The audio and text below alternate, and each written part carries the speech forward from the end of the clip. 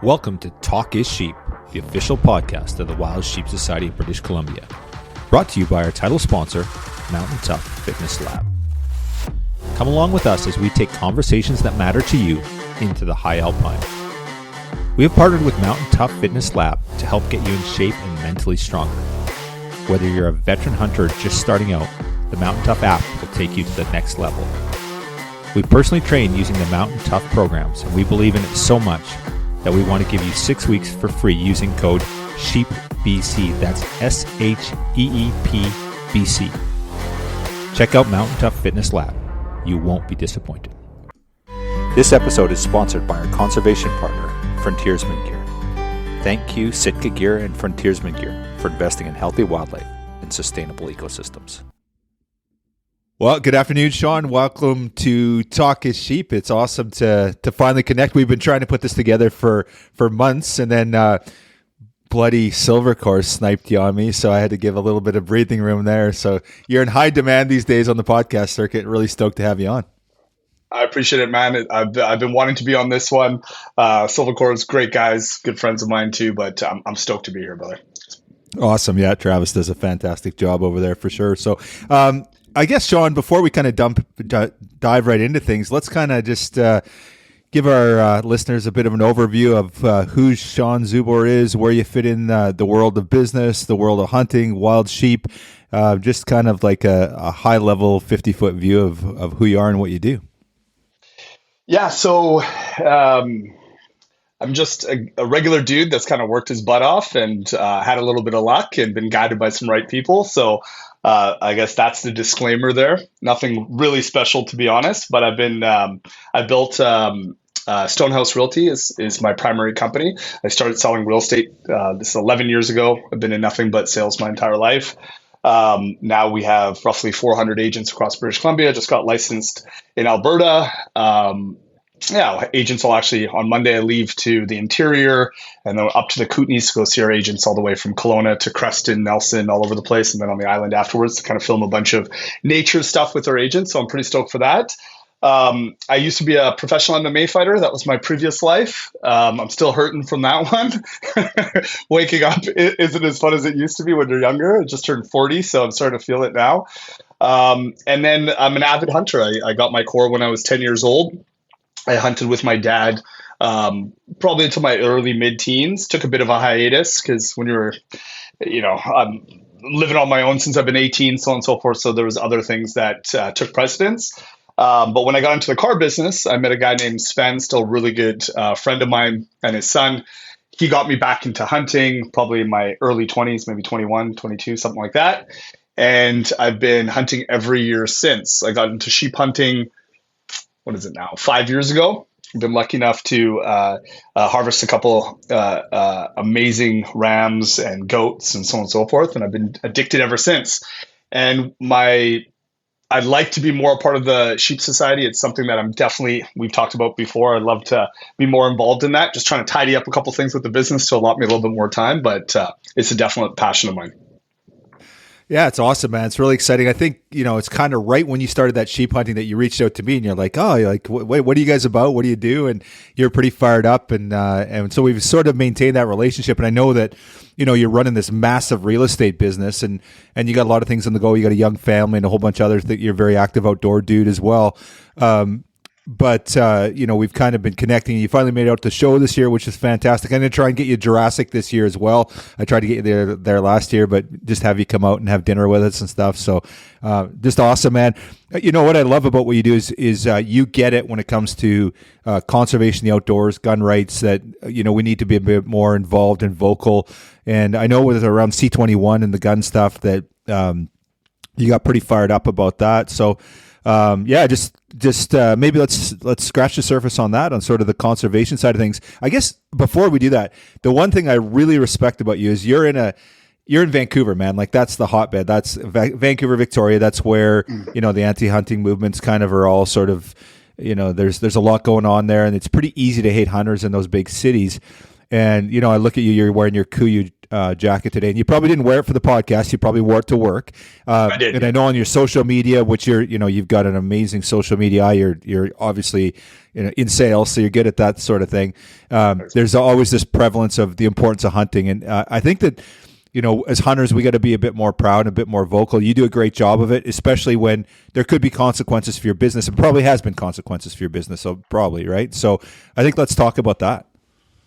I think one of the things I was always taught in business as well, and it's funny enough, as I mentioned, I literally just taught a course about finding your tribe, your avatar, your people, literally like 15, 20 minutes ago to like 20, 30 agents. And I'm a genuine believer in this saying that if you try to appease everyone, you really won't appease anyone. That's the first thing.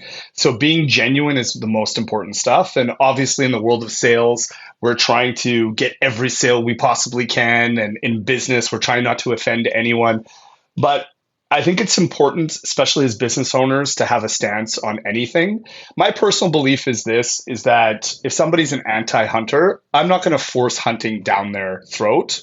But at the same time, I demand them respecting my rights as a hunter, and I don't want them to force their agenda down my throat. And that's with everything in life. We can agree to disagree. That is humanity. I have no issue with that whatsoever. But I feel like this is just my personal belief is too many business owners, too many people that are in the limelight, quote unquote, or whatever you want to call it, are scared to say anything that they truly believe or have a stance on because it's going to affect their business. And I found, my business is still flourishing and growing. And I have full on liberals, NDP, everything that work for me. So it's not that I'm going to be like, oh, if you're not conservative, you're not pro-gun, then you can't work for me. That's not the case. Everybody has their beliefs. I respect their beliefs. I disagree with them 150%, right?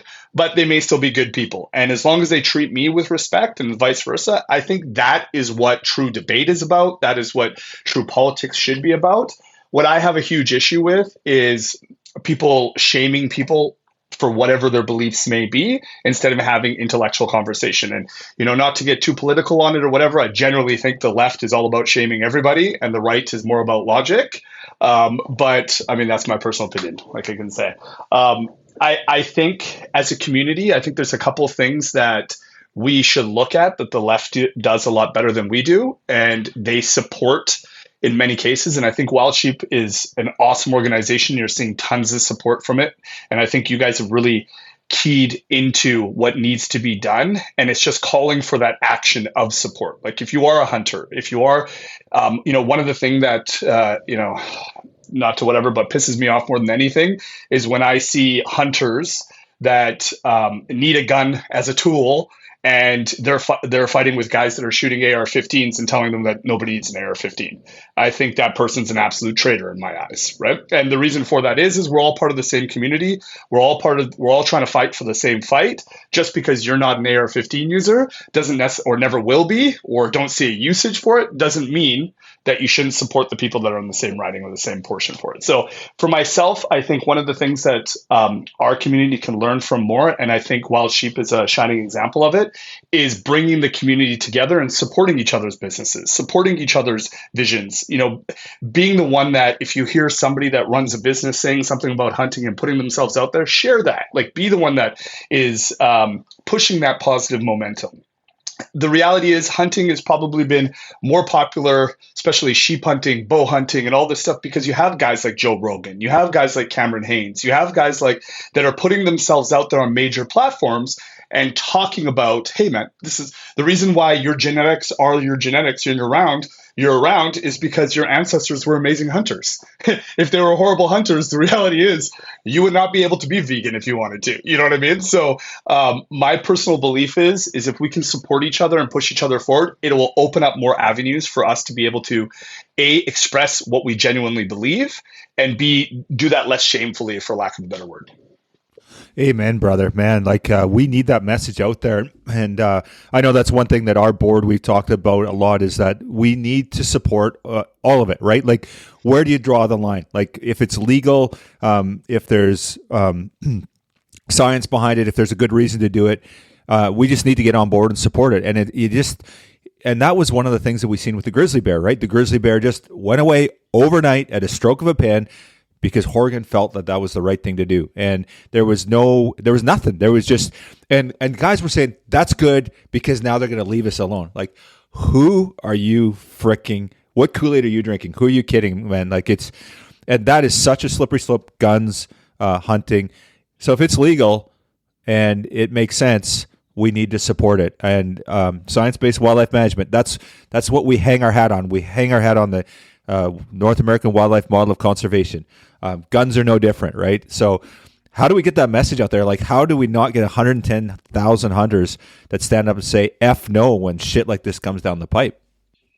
Well, and I think it really comes back to, we have to, and if you look at a lot of hunters in general, and I'm just using it as a broad stroke dramatization here, for lack of a better word, but I feel like we're independent in many ways. Like, hunters go out in the forest maybe with a couple guys, and they're doing their own things. They're out there. They're very independent alphas or whatever it may be, and doesn't matter what sex they are, etc. And I feel like sometimes we have to let go of our ego for the better cause, right? We have to understand that even though it may not apply to us, it does in the long run. Just like you said with the grizzly bear hunt. Well, personally, I never hunted grizzly. I would, but I never hunted grizzly. Did it dramatically affect my hunting? No. But the reality is that just like gun control, just like everything else, you give an inch, they're going to take 10 miles. It's never going to be done, right? The fact that now, like, I just saw this report came in that you're going to have to check PALs and so on and so forth for a magazine. Like, it just, everything is leaning towards, and we have to understand, if our opponents, when it comes to guns and hunting, their primary goal, no matter what they say, is to have no guns and no hunting. So they're inching their way forward, and every time we give a concession, it's just one step towards their end goal. There is no in between.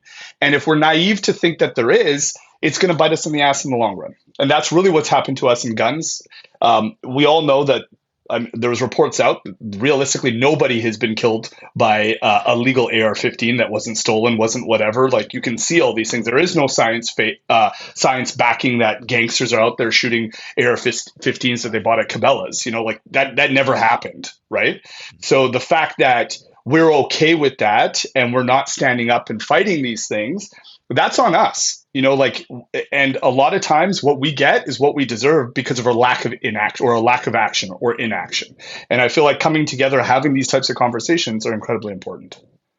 Yeah, absolutely, man. And one example, I was just out in Ottawa. We had a conservative hunting and angling and conservation caucus. There was people came across from all of Canada to meet, Newfoundland to the West Coast.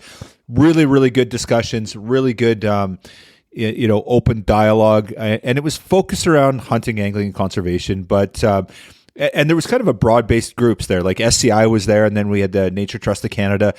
And one of the things that came up is one of the groups, SCI did a presentation on what they're doing on the political end and talking about some of the bans and some of the things that, and of course there's the international body, the IUCN, that sort of controls CITES, and CITES dictates what can and can't come out of a province or a country. Sorry. So Canada basically said that they were not going to support rhino coming into Canada, and there's like literally 7 cases of it. It would affect 7 people. So really, like, such a small point. And somebody said, "Why don't you just leave it alone? It's controversial." It's like, so where do we draw the line? Do we draw the line like at there, or do we draw it like at lions, or maybe we should draw it like at deer? Like, maybe it's like, where do you draw that line? And it's that slippery slope. And somebody brought up the point, not in that discussion, but it's like, they start with bears and cougars and wolves, and then all of a sudden it's the ungulates, it's sheep, and then it's deer. And then, okay, hunting's done, guns are done. What are they going to go after? Because it's an economy, right? It's an economy for them, right? It's a business. Their business model is attacking the things that we are trying to defend, right? So if they're successful and they're fundraising and their mission's being accomplished, they'll just move on to the next thing. They're not going to stop at hunting or guns. They'll go on to fishing, or maybe it's, I don't know, whatever it's next, right? So it is a tremendous slippery slope. And I think that, and hey, like, here we are. It's like, are we fear mongering? I don't think we are. I think it's just awareness, to like have an honest conversation that we have to get on the same page. We have to support one another as legal gun owners, as firearm owners, as hunters, as anglers, and we have to defend what we believe in, because there's people out there that will want to end it all. To your point about fear mongering, like, I'm not a conspiracy theorist. I'm not whatever, but there is straight facts. You can go to their websites, you can see their agendas, their goals, what they want to do, what they don't want to do. The reality is that this base that we are fighting against, or whatever you want to call against, the reality is they do want to end hunting. There's a massive amount of groups that do want to get rid of firearms, period, right? And so we must be very aware that that is their end goal and their objection. And like you said, when that time is up, there's going to be something else for them to fight and go after. Is this about our freedoms? Is this about everything? Is this about control? I'm not even going to get into that, because there probably is some portions of all of that in there, right? But the reality is that we need to be realistic, not fear-mongering, but realistic on what their goals are. And if that is their goal and what they're trying to attain, by just shying away from it and be like, oh no, it's just the cougar, it's just the grizzly bear, it's just whatever it is, right? And not doing anything about it at that point, it's going to be just whatever it is until what you hunt in your backyard comes. And then by then, there's so much momentum, it doesn't matter. It's done. And unfortunately, can we vote in new governments? Can we vote in new things? Sure. But just as long as it took them to get away from things, it's probably going to take us to get those things back, if ever. Right? Mm-hmm. And when these new norms are set in with our society, and let's be real, our society is a lot different than it was 40 years ago, right? It just becomes norms. If conservatives come in, do I think AR-15 is going to come back, even though they say it will? I'm not 100% confident, right? If they come back, are we still going to be able to sell or buy handguns again, even though they say they will? I'm not 100% confident. You know what I mean? Even though those are the guys I would vote for, and that's the best chance of it happening. And the reason I'm not confident is because once these norms, societal norms, become realities, there's just not enough fight to bring them back in so many cases, right? So I just think, like you said, it's a very slippery slope. Are there some practices that I believe, when it comes to gun control and so on and so forth, are reasonable? Sure. Unfortunately, sometimes we have to be unreasonable in certain aspects, because you give an inch, they take a mile, and then all of a sudden you're creating a negative momentum, which I'm all about, like you said, fact-based science. If I found out that, yes, all of these guns that these guys are shooting each other with in Surrey left and right came from a gun store down the street because we didn't check anything, we didn't do whatever, I would implement laws, but I'm not going to implement the reality is this, is when you implement laws, law-abiding citizens follow the laws. Criminals that were doing negative things with those firearms to begin with are criminals for the sole fact that they don't follow the laws. So the reality is, it's like you're creating laws that are only going to inhibit the people that would actually follow them. The other guys, it's not going to do any difference. Mm-hmm. Yeah. Well, it's interesting, with C21, we talk about this, you give this inch, and, and in this whole scenario where it doesn't really affect me. I don't own an AR-15, or I don't own a semi-auto, or I don't own a handgun, and I don't own a handgun either. I actually really wanted to buy one when the ban came in. I have a, what do you call it, not a restricted license, and I just kind of, I made the mistake of waiting, thinking that it'd be there forever, and then all of a sudden one day it woke up and it was gone. But it's interesting, when they started coming after hunters, that's when people started paying attention, right? And it's too bad, like the society, we didn't really do a lot of support for any sort of gun advocate groups that are, trying to protect law-abiding firearms and people having the rights to go out and use the tools that they own legally to harvest animals. So it was a real wake-up call, I think, for our community when C21 came in, and then they started naming hunting rifles. And anyone that doesn't follow the gun movement, listen to some of the information out there and some of the quotes that government has said around this. Like, we're coming after legal hunters and their firearms. And then they had to repeal it because they got their ass handed to them, right? And like here we had this coalition where the NDP were against it as well. They stood up in some capacity to it. And, I met with she happened to be an NDP federal MP, and she was like, yeah, we don't support it. It was a bit of but again, it came down to hunters and First Nations, right? That's where they kind of got a bit messy. And I think that's where maybe government overstepped the line, is going after First Nations firearms and just like hunters, right? It got ugly for them. So, yeah. And I think, that's a great example. If you look at the coalition of First Nations and how they're standing up for their rights, and many times it affects us hunters, let's be real, in many, many cases, right? But how strong that presence is, right? The fact that we don't mirror that in the hunting community and firearms community is one of the main issues, I generally feel. And, our society has normalized a lot of weird things that I'm not going to get into it, a lot of really weird things over the last 10, 15 years, right? And we've demonized a lot of things that are traditional aspects of our life, like hunting, fishing, so on and so forth.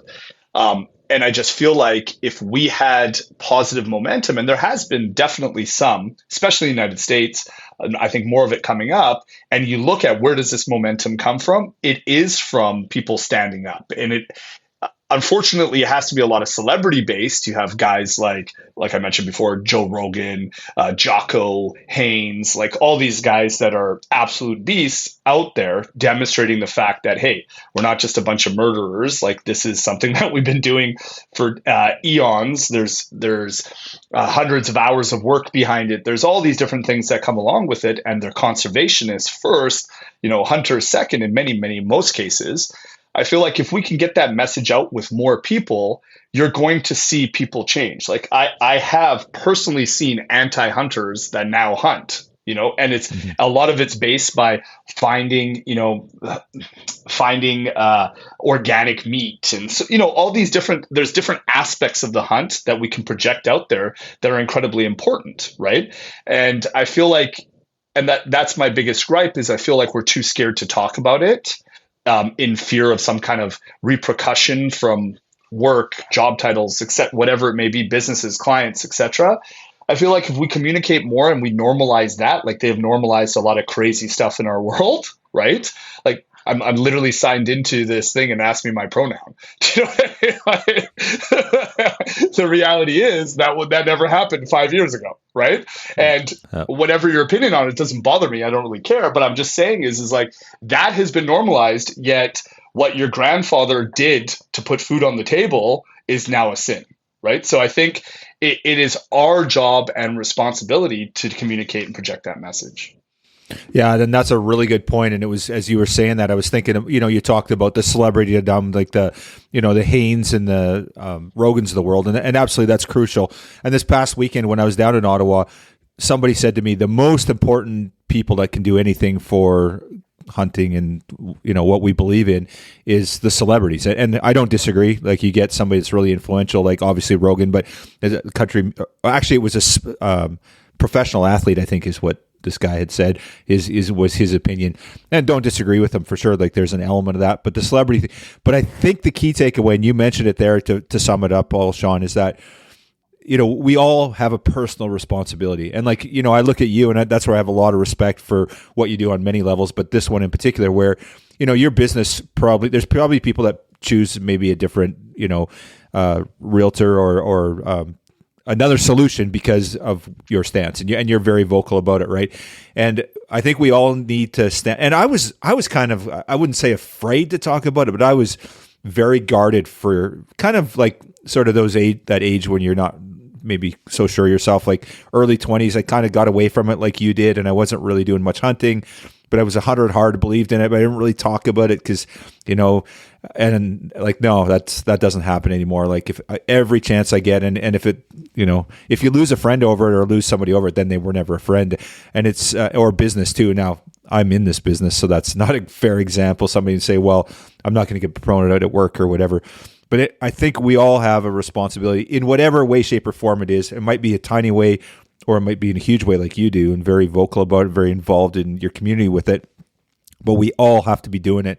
And if we don't, it's just because if we sit there and say, well, we'll leave it to wild sheep, or we'll leave it to the, the federation, or we'll leave it to Haynes or Rogan to save hunting or firearms or the CCFR or whoever, good luck. Like we're done. Like we all need to do our part. I agree, and I think and I'll just speak on my business side. Have I lost deals? Probably, and most of them I don't even know I have. But I can tell you, and some of my best clients, and to be real, in the Wild Sheep Society, there are a lot of affluent people in that, entrepreneurs, business people, so on and so forth. Like guided hunts, I don't know, what are they, 60, 80K US now? Like they're it's not cheap by any means, right? Um, what I have found is I have actually done a ton of business with them as well. And I think a lot of that fear that people have that they're going to lose business because they're going to project it, the reality is that I genuinely feel that if you speak from the heart, you're speaking with facts, you're not belittling people for their beliefs if it's opposite to you, right? And you genuinely care for the people that, like the 400 plus agents that work for me, I care for them no matter what their political view is or not. And I'm trying to better their businesses with my clients. I'm trying to get them the best opportunities possible, no matter what their stances are on it. I feel like you will minimize the amount of people you lose just by being genuine, because people, even if you don't like what they agree or they say or their beliefs are, people respect genuine in tons of ways. Is there a lot of like extremists on both ends of the political spectrum that will completely blank you out for having anything that they don't believe in? For sure. But like you said, those are people that I wouldn't be friends with, and honestly, I don't even want to work with, right?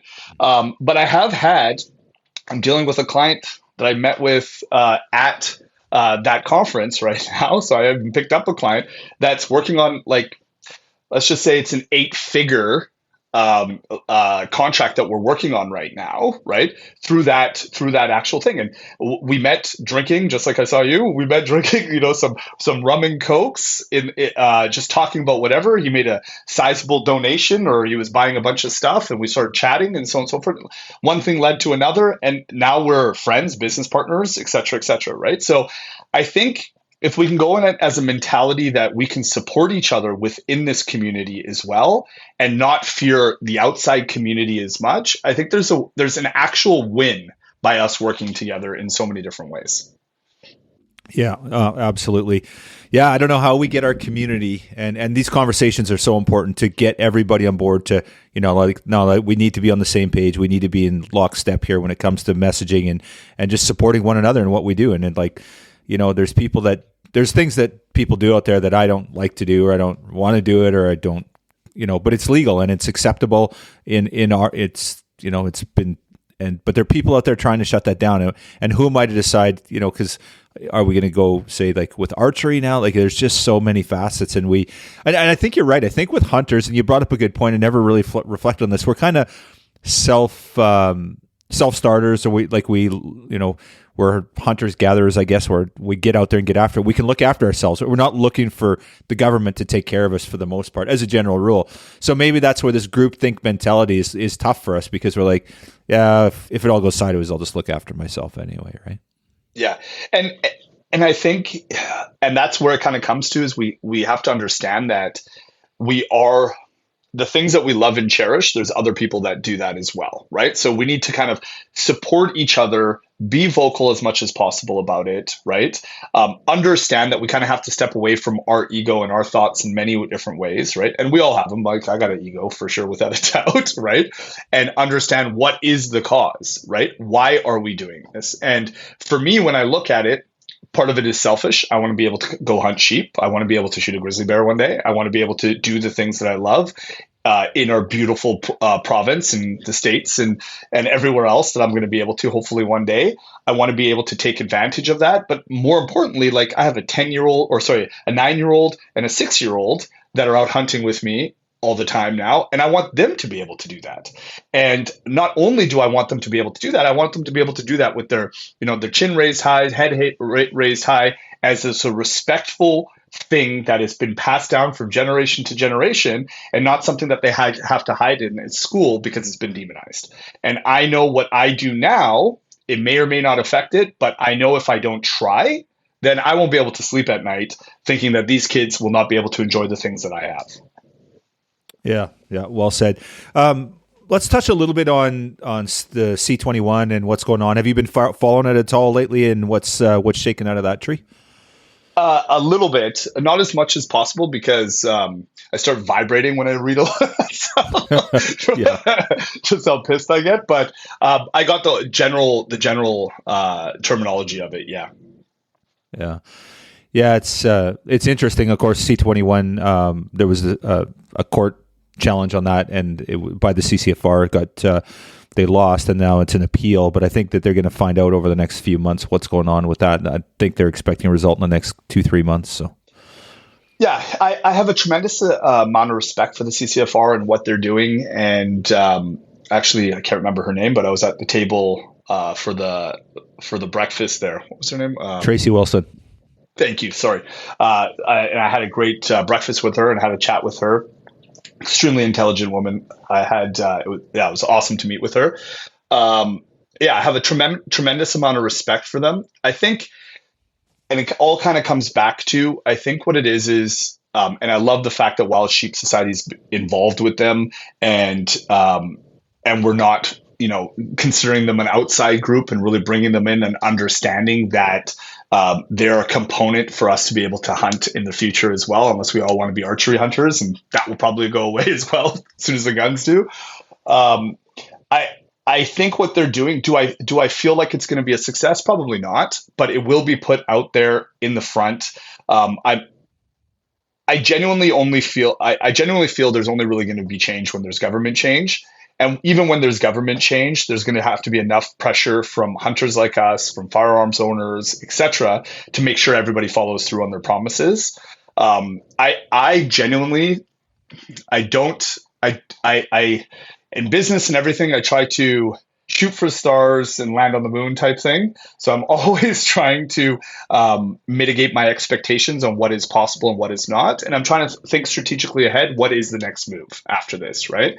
And I feel like this is something that's going to test. And I also think this is something that really brings to the public eye. And I think this is one thing that CCFR, they have mentioned numerous times, but I think should really be presented, is the fact that more or less, the government has stated that they can take your private property with one swoop, right? Mm-hmm. You were legally purchased something, you did nothing wrong, and they can take your property from you. And we have basically no property rights in Canada. That's pretty much what that C21 has said.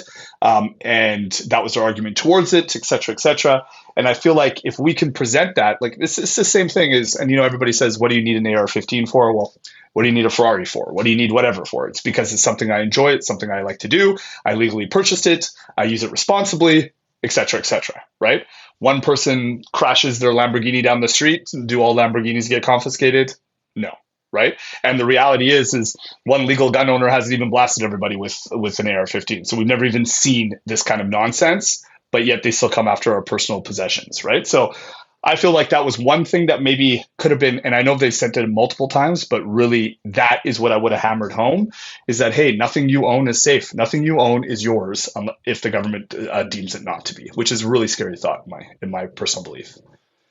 Yeah, no, absolutely. And actually, Rod was talking, he was out at the at the Coalition, the Conservative Hunting and Angling Caucus event last weekend, and he said exactly that. It's like, and I don't know, maybe you said something to Tracy, and Tracy's taking that home now, but that's part of his messaging. It's interesting. But he was talking about that, and it's like, so, they can just come in and they can take something that you legally own, that you legally acquired, that you've got a license for and all this thing, and where do you draw that line? So what's next? Maybe they don't like what you're writing on your computer, so they can come in and take your computer away. And it's not even that you're doing anything illegal with it. They don't like the fact that you own it, right? So it's again the slippery slope. Like where is it okay? Well, and again, yeah. So well, and you see, and not to get too offside, but you even see, how they're trying to basically censor what's on Instagram and Facebook and social media networks and so on and so forth. Things have to be approved. Now you no longer see any newscasts on any social media. Why?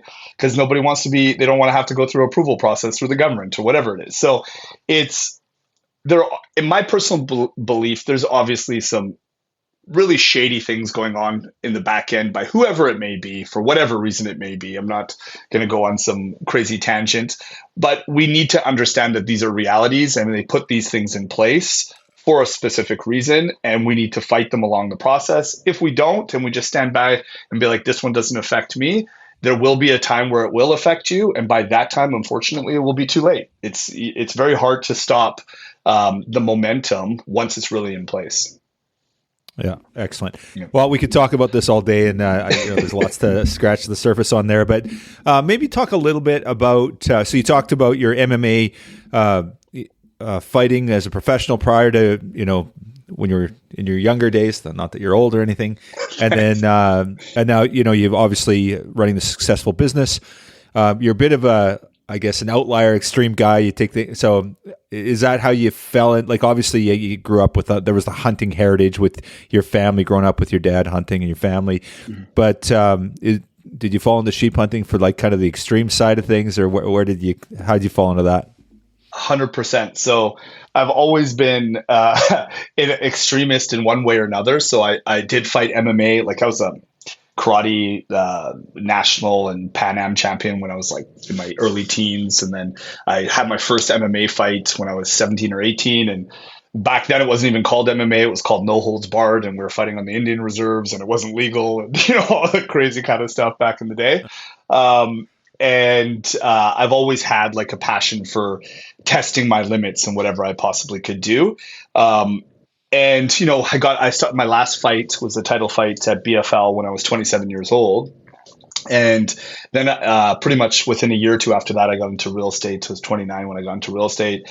I really wanted to exceed in that. And because I'm an extremist, I left my health on the side. So I gained like 50 pounds, probably drank too much, ate too much, and just worked.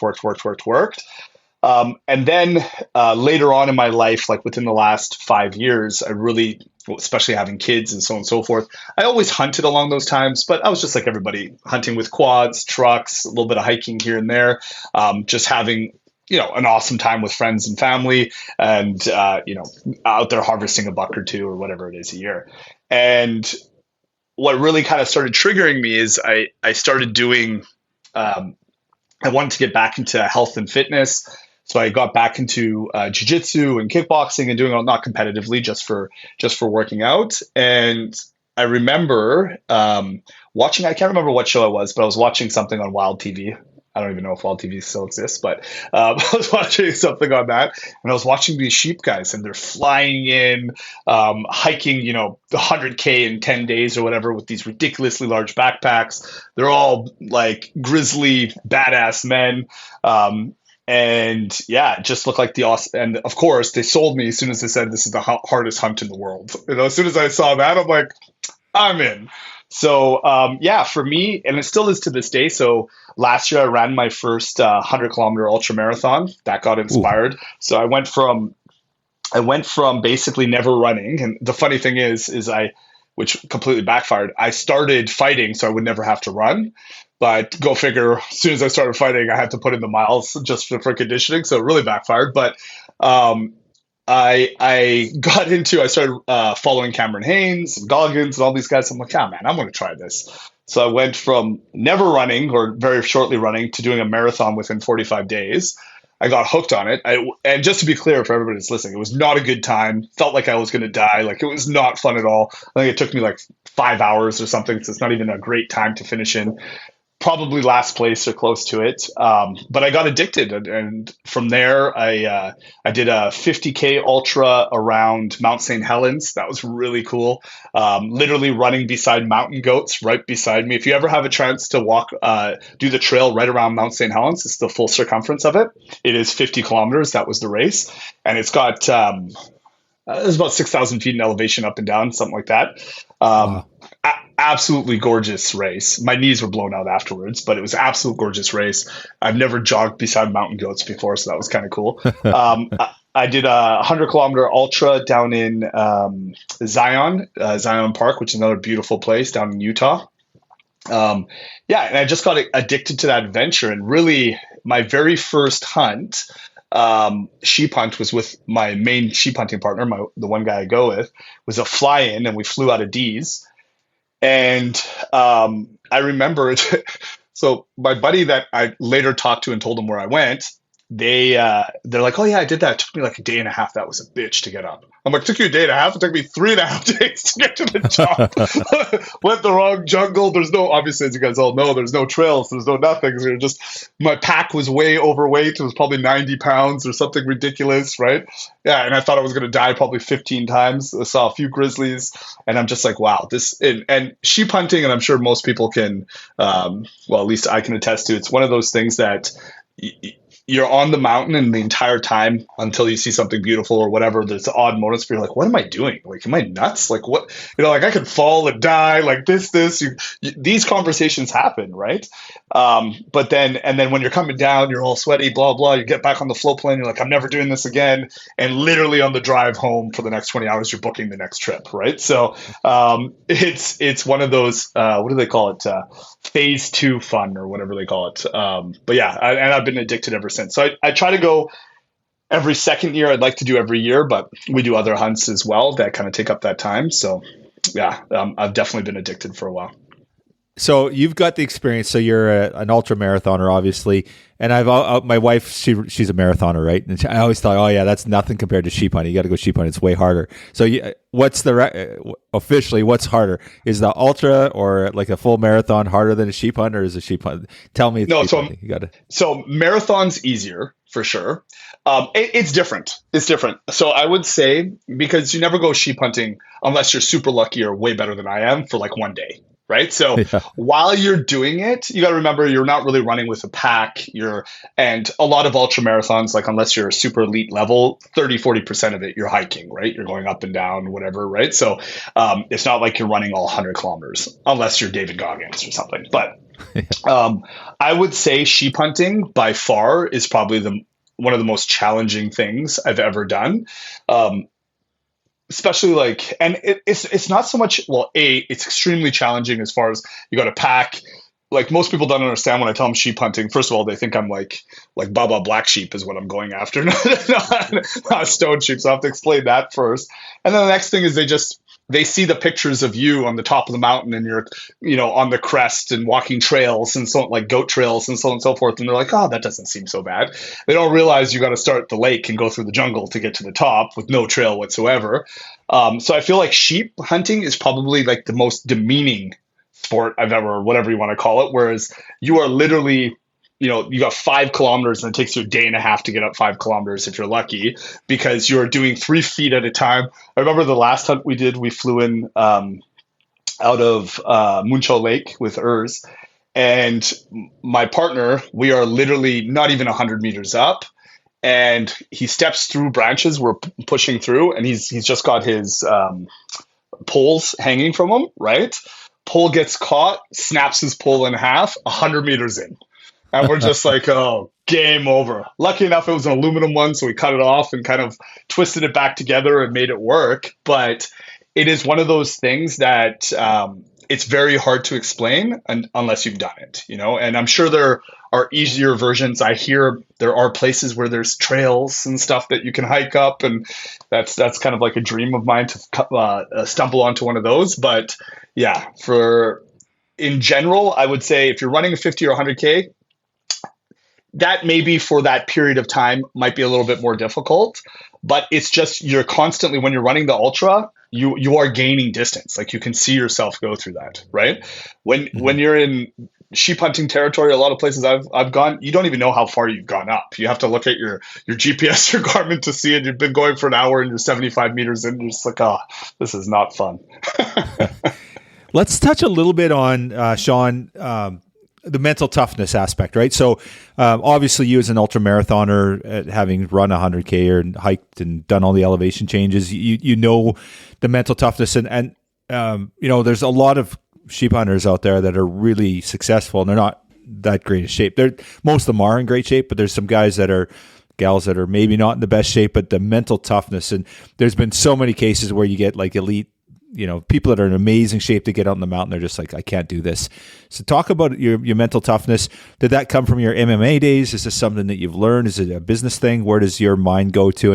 And I guess let's frame it in the terms of maybe like a new sheep hunter, right? Like somebody that's getting into it and wants to learn how to go sheep hunting. Because I find like there's been years where I've been in amazing shape and I could like run up the mountain, and then there's other years where I'm just dragging my ass. But the mental toughness was the part, and I was successful, right? Like I would have been more successful if I'd been in shape, but the hard part was the mental toughness.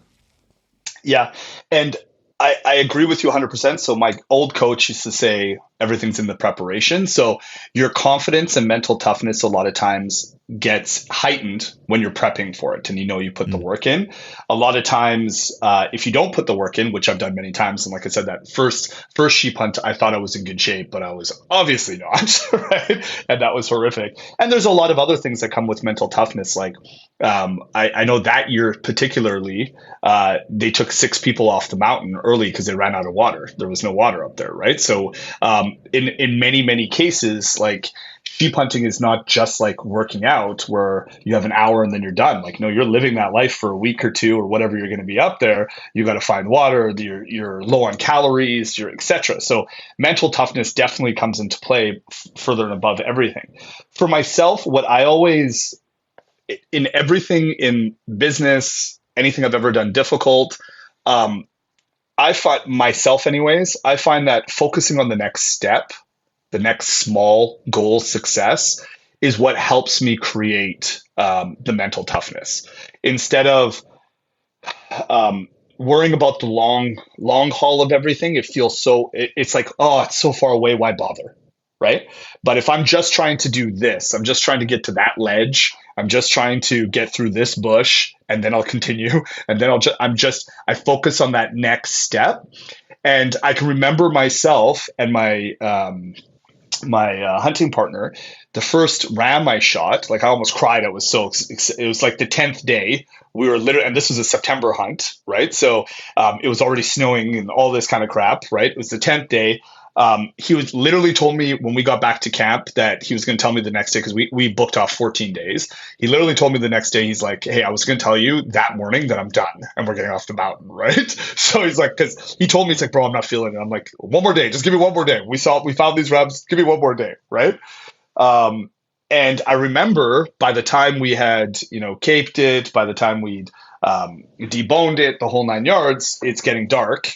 And we are 7K, even though we're on a plateau, but it goes up and down like this, right? We're 7K away from our tent, right? And our tent, for some reason, we're right at the peak. We're at 6,400 feet in elevation, right? And so where we shot this was like maybe 4,800, 5,000, something like that. So it's a slow, steady trek back up. And we'd already been hunting, like I said, 10 days in. We're already exhausted. To give you guys an example, I lost 15 pounds in the 11 days I was up there from when I left to when I measured. So it was a lot of, my calorie level was down, etc. So it was a tough hunt. We had hundreds of kilometers put in on that hunt. And I remember my pack. So he carried most of the meat. I carried, and it wasn't, it wasn't the skull wasn't caped yet or whatever. So I had the horns, the head, the rest of the skin, and a little bit of meat on the pack. So I was carrying like plus whatever was in there. So it was well over 100 pounds in this pack on the way back. And all I remember, and him and I was talking about, this is how we, like this in my eyes, this is mental toughness. Is like, and my flashlight gave out. It ran out of batteries. So I had to literally walk right behind him, no trail.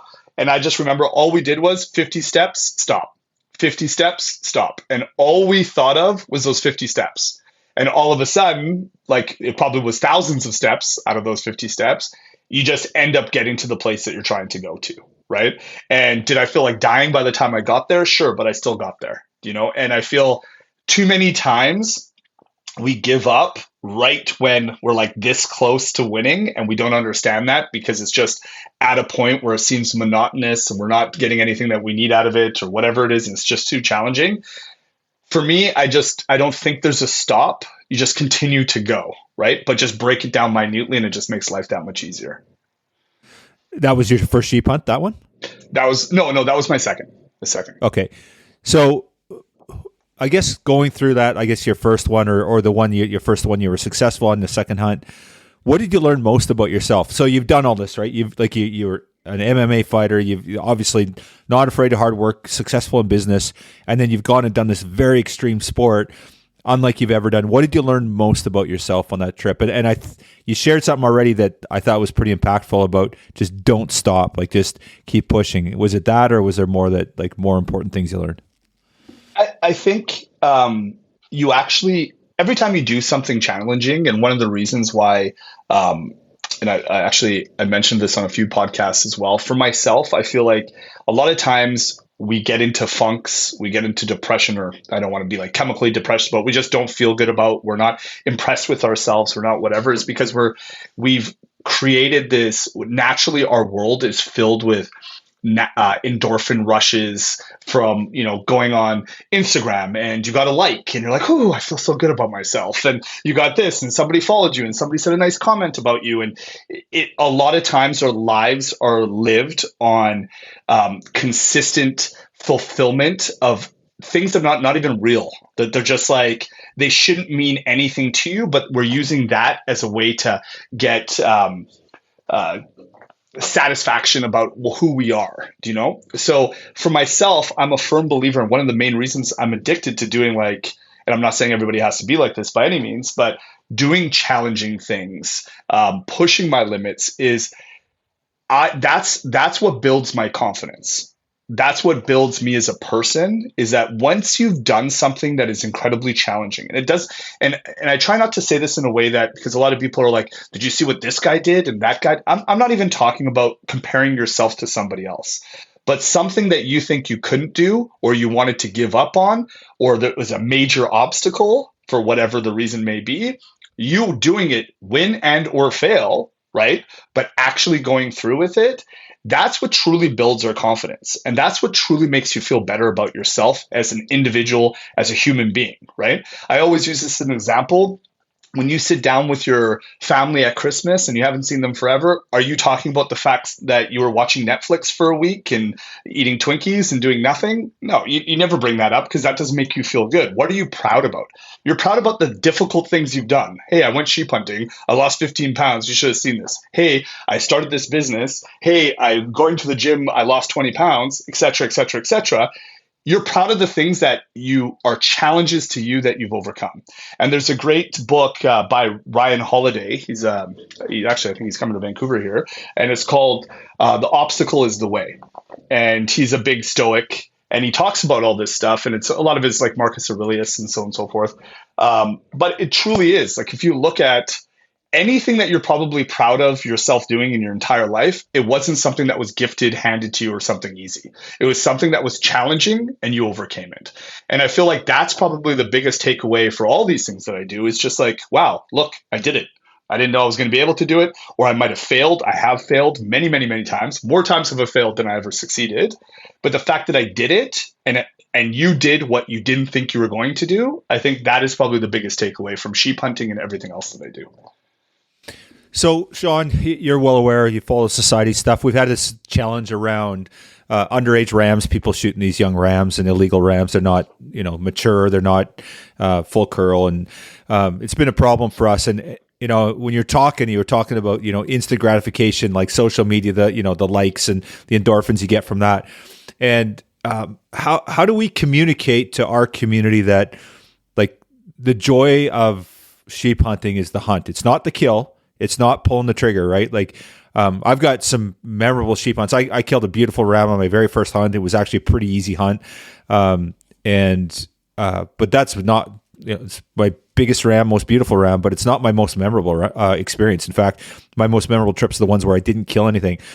And I feel like there's a little bit of mentality in our space here where it's like, oh, we need this for the gram. Like, I got to go out and I got to show that I can, like, I'm a real sheep hunter because I killed a sheep. And like that, I don't define people about what they kill. Like, I define on like them being out there and getting after it. So how do we sort of mentor our peers out there that are going out and just like, no, I just got to kill something. It's like, I don't know if that's, but I'm going to take that chance, because unfortunately the risks aren't like, I feel like the penalty's so low in BC that you're not really dissuaded from taking that chance, right? Other than just maybe you're going to get a little bit of heat from some peers, and if you're not really connected to the community anyway. And I feel like our community gets it. It's maybe some of the people that are kind of in the fringe are new, or they're maybe just not in like our circles, the conservation circle, like coming to the show. I feel like most of those people at the show get it, right? But how do we create that mentality for like a new hunter where like I got to get a ram, I need a picture for the gram, and that defines the success of their hunt. How do we get away from that? Because it clearly doesn't. No, and I agree with you 100%. I think obviously a lot of it is ego, right? And I don't mean to hurt anybody's ego when I say this. If you shot an absolute gorgeous, beautiful, massive ram, 70% of that is because you got lucky. Not because you are the greatest hunter that ever existed. Except in my case, it was good hunting. Exactly. Dude, right? I was so freaking lucky. I was so lucky, dude. You have no idea. And honestly, we're covering hundreds of kilometers in the mountains of the most majestic places on the planet. The reality is that if you get a chance to harvest something, it's an absolute bonus in my opinion. For me, like, why did I start sheep hunting? It's the extreme aspect of it. Like, I just love being out there. I love challenging myself. Do I want to take a majestic ram that's some absolute beast? Of course I do. And I'm sure the more I do it, my luck will come up that I'll be able to do something like that, right? But for me, I feel like I look at it this way. If I started doing the ultra running, right, to win the races, I would have never started. Because I know that's never going to be a thing, right? I do the ultra marathons because it's something I never thought I was going to do. It's challenging as hell. And I feel amazing after I've accomplished it, knowing that I did something that is against my natural nature to be running, right? So I do that for that. It's just like sheep hunting. Do I want to get something? For sure. If I see something on this next one, because my partner has never pulled the trigger on one. He's been there for those, but he's never pulled the trigger. This year it's going to be his. Am I less excited about going hunting because if we are lucky enough to see a nice mature ram that he's going to take it? Absolutely not. For me, like, my adventure is going to be out there on the mountain, So I think we have to understand that I'm a realist, that if you shot something out, the number one record holder does not equate to the number one hunter in the world. And we really need to detach those two. He's the luckiest guy in the world, and he might have put in hundreds, if not thousands of hours into the mountain. I'm not trying to say he's not amazing, and he may be the best hunter in the world, right? But the reality is, most likely that's not the case. Like, I have friends that have world record book goats, and or he's like in the top 5 in BC or whatever, and he's gone goat hunting once. He is not the best, right? So I think just detaching that and understanding that and honestly, like, I'm going to tread lightly on how to say this. If you are a sheep hunter, right? If you are going out into the mountains, if you are, losing 10, 15 pounds of weight in a week because you're working your ass off so hard, this is something you can pat your back. You are in the elite world of hunting because there are very few people that are willing to do what you're willing to do to get a ram, right? And you should be proud of yourself for doing that, period, right? That is something that is an accomplishment in and of itself. Shooting one or shooting an illegal one, for that fact, right, absolutely makes no difference. It just happens to be like shooting a legal one obviously is an absolute no-no. But what I'm trying to say is the fact that you're out there doing what most won't, you should pat yourself on the back. It has nothing to do with what you come home with. Yeah. Yeah. Well said. And I think that I was just working on my CO message for the next magazine, and that was, trying to articulate that sheep hunting is about the experience. It's not about killing a ram. It's not. And honestly, if we all were killing rams every time we went out there, we're in trouble, right? They're like, we're not going to be sheep hunting very much longer because we can't do it, right? So, it's all about the experience. It's not about what we're killing, or if we're killing anything. And I look at it just to kind of circle back to that. It's very sad living in the Lower Mainland, right? It's very sad. I've had friends that have gone to Hawaii 10 times, Mexico a dozen times, but they've never gone past like Kelowna up north. They've never seen the beauties that are like our Rockies and our Cassiar and the different places that we're lucky enough to hunt out of.